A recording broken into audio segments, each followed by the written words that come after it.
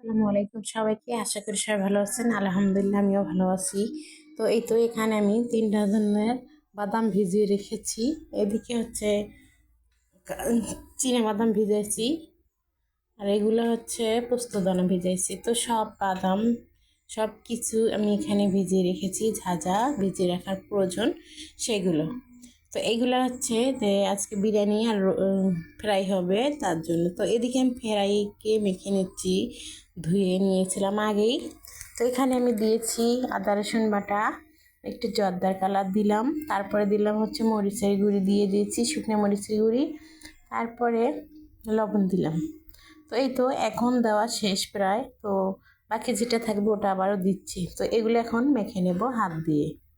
তো একটুখানি সস দিয়েছি, টমেটো সস। তো আপনারা চাইলে দিতে পারেন, না চাইলেও না দিলেও সমস্যা নেই। তো এখন হচ্ছে সবগুলো মাখা হবে সুন্দর করে। আর যে লেবুটা অর্ধেক এরকম লেবু খেয়ে দেওয়া হয়ে গেছে, আর একটুখানি সয়া সস দিলাম। তো মাখা হয়ে গেছে, এখন রেখে দিলাম। তারপরে ভাজার জন্য আমি এখানে তেল বসিয়ে দিয়েছিলাম। এই যে তেলটা আমার প্রায় গরম হয়ে গেছে। তো এখানে এখন আমি একটা একটা করে মাংসের সবগুলো দিয়ে দেবো, যতটা দেওয়া যায় ঠিক অতটা। তো 2টা চুলায় আমি ভাজা শুরু করে দিয়েছি।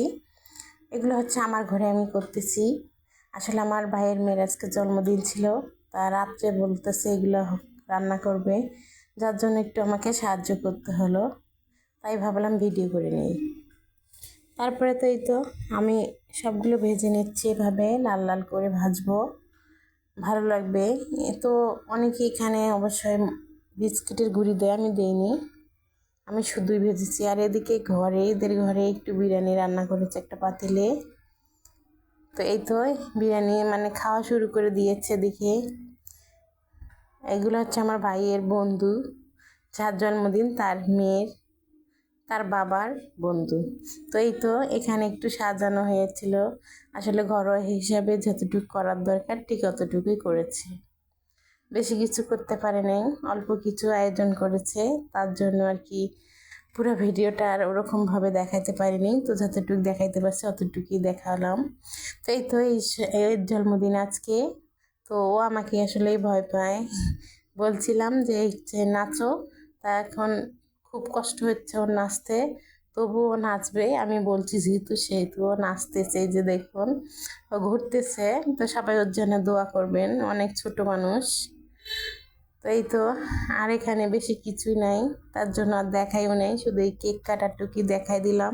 ভালো লাগলে অবশ্যই লাইক কমেন্ট শেয়ার করতেও ভুলবেন না।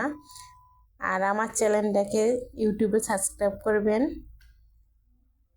ভালো লাগবে আমারও, আপনাদেরও ভালো লাগবে।